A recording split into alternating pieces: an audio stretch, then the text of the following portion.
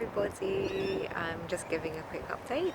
So I'm back on carnivore, like proper carnivore. I decided, so like since yesterday I haven't had any dairy. I've managed to turn down truffle flavoured brie, double cream brie. So it's actually an artisan cheese that my cousin's been eating, and I managed to say no. And I think because I've been sort of doing anything, eating anything with meat in it, regardless of whether it's got a bit of, sauce or butter or whatever, because, I'm actually staying with family, so it's not easy cooking my own stuff, and also obviously want to not appear to be too picky or fussy.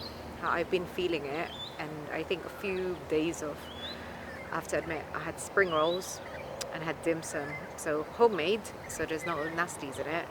But oh geez, like the wrapper was so thick, and then it's deep fried, and it's like I just felt quite bad. Like I didn't feel the same. I felt really bloated, and I've been losing and putting on the same 3 pounds this past couple of months. So it's a bit frustrating because it's like, well, I'm being strict most of the time, and then I'm sort of making concessions here and there. I think it's time to, if there's nothing that I can eat, I just fast. So, it's time for me to, I think, decide not to do what everyone else is doing. So, yeah, so good news. It's 3 pounds plus minus all the time. So it's like I'm trying to get to the next set off. My next goal really is to, drop another stone. So that's what, 14 pounds. So that's, I'm about, from my next goal, I'm about, no, 12 pounds actually. So the next stone is like, I'm 12 pounds away at the moment. So I'm going to check. Because that's been, God, last time I was that was like 5 years ago. I think I had an operation and I was like below that weight. So my next goal is actually to hit that in the next month and a half. So I know carnivore is not about setting goals because you're trying to heal your body. At the same time, I've got my autoimmune condition, so that was kicking off as well. So I thought, okay, feeling a bit bloated. My movements have been weird, and I've been sort of weirdly constipated. I think all the extra stuff that I was eating here and there, they've added up. So I'll be honest, I bought my shopping list yesterday. Well, food shopping list. I ended up, my list was only liver and lamb. I ended up buying about more than 2 kilos of lamb chops, like lamb offcuts. It's called offcuts. So any of you in Australia, go to your nearest Woolies, and it was like $7 a kilo. So that's like €5 a kilo. That's ridiculously cheap. I mean, for some of them were loin chops, so it's a mix of different cuts. I suppose they couldn't make up a whole pack, and they didn't look they weren't quite cut quite perfectly, but it's fine. Like the thin ones, I pan fried. I did a bit of a marinade, a bit of a jerk marinade. Yeah, I'm not on the salt and pepper thing. I thought I was doing that before. I wanted to try something a bit more flavor, so I put, yeah, some sort of like jerk type, put some allspice type stuff, a bit of soy sauce, and lime juice. So for those of you, you're not totally strict, you're eating meat with a little bit of flavorings, yeah, so you can try that. Try jerk. Jerk's been my good go-to. It's quite basic, and I put the garlic, like I fried the garlic in it. I'm not necessarily gonna eat the garlic, but I fried it in the, like, it's in the oil. So the skinny bits, like the thin bits, I pan fried after the marinade for about an hour and a half, and then the rest, I've actually just seared, browned it. I'll show a photo in a minute. It will appear here. Here you go. And it's like browned and then about half an hour in the oven. So yeah, so you can eat it sort of medium-ish, yeah, and still quite tender and not sort of burnt and hard outside and then raw inside. That happens when the barbecue. So yeah, I've decided to do oven. And yeah, I'm feeling a bit lighter now. My head's clearing. I'm also working on the other hand studies. So I was saying I've been doing a bit of studying. So AI, yeah, I think it's something that I'm totally still interested in and I'm fascinated by, and yeah, I definitely want to continue. I think there's something I can contribute in terms of business experience that I've got uh, and apply to AI. So apparently what's lacking is there's too many business people who don't know anything about AI. They're just using and then there's a lot of tech people or data scientists who have no idea about what the business needs. So I think there's a bit of a gap there. So, yeah, so I think that's going to be my update. What else? The challenge tonight will be, my cousins just said we're going to open a bottle of wine. If it's the Penfolds, I'll have to decide if I'm going to have a glass. But if it's like a random brand, I'm definitely going to say no and just eat the lamb, like on its own.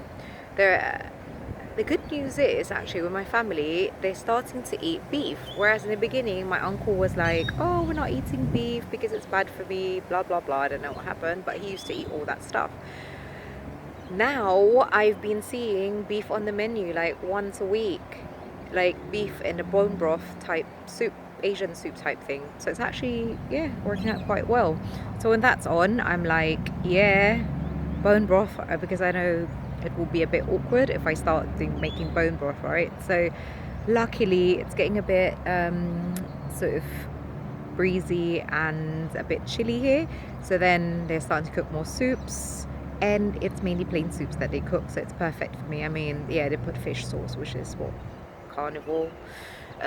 Yeah, I like fish sauce, and yeah, so it's going quite well. I think they're eating more protein. Thank God, they're still eating a bit of can't change anything, but I think my cousins are eating more protein and getting fuller. So hopefully, even if they're not dropping their carbs, it's making them a bit more conscious about um, like, am I hungry or not? Maybe they're snacking less. I hope. I haven't said anything, but they see I don't snack at all. I don't. I've kept that, like, the keto carnivore way. I do believe in it. Like, you have to give your digestive system a rest. So for those of you who are thinking, oh, how are you supposed to do carnivore? I do say just keep to your 3 meals. I mean, even without carnivore, I've asked people who look healthy and skinny and what they've done. On the continent, French people, Spanish people. Well, Spanish people eat more than the French. Normally, they just do like 3 meals a day. They don't snack constantly. They're not constantly nibbling or grazing. They don't believe in that at all. So they have a proper 3-course meal for lunch. Breakfast is light and light dinner. So the heavy meal is normally lunch, and it's starter, main course, dessert, usually in Spain where I've been living. And yeah, I've learned that, like, so I just skip the snacky bits because they do mid-morning and mid-afternoon snacks. So yeah, so it's 3 meals and 2 snacks. But if you're sort of not, if you eat enough, I don't see the need to snack.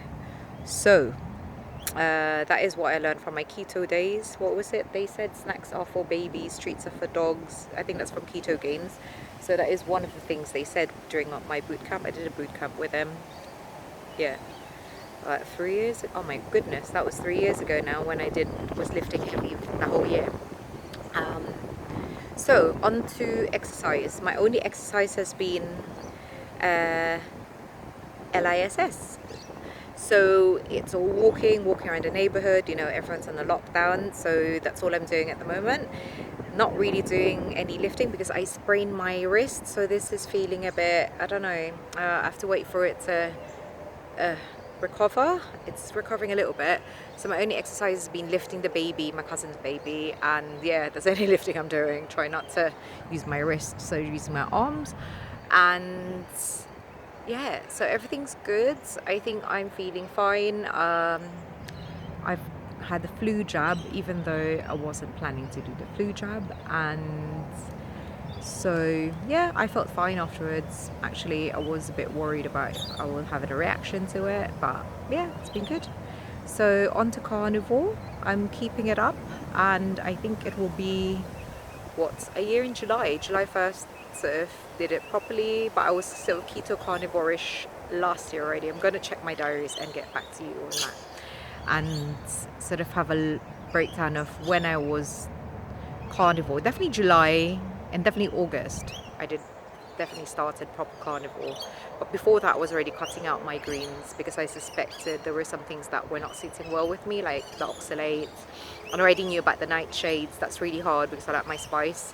So I have cut down my aubergine, potato, what else is it? Tomatoes, which I used to love, and yeah, potatoes I haven't eaten in a long time. Yeah, very rarely, occasionally. And my downfall probably is spice. So okay, so good luck with everybody who's trying out carnivore. If it's your first time thinking about it, try it, but I would say definitely do it for 30 days. And if you can, be as strict as you can. You can, or do the second level, like do, if it's meat, eat it. Doesn't matter if it's processed, whatever, deli meat, cheese, as long as it comes from an animal, just eat it and don't worry too much about it. As long as it's not half, carbs inside or flour or whatever. But yeah, just try to do that and see if you feel better, and avoid anything green and leafy and stalky and makes you fart. Yeah, that's another good side effect. No more farting, and the bowels are a bit more nicer smelling. Okay, right, bye.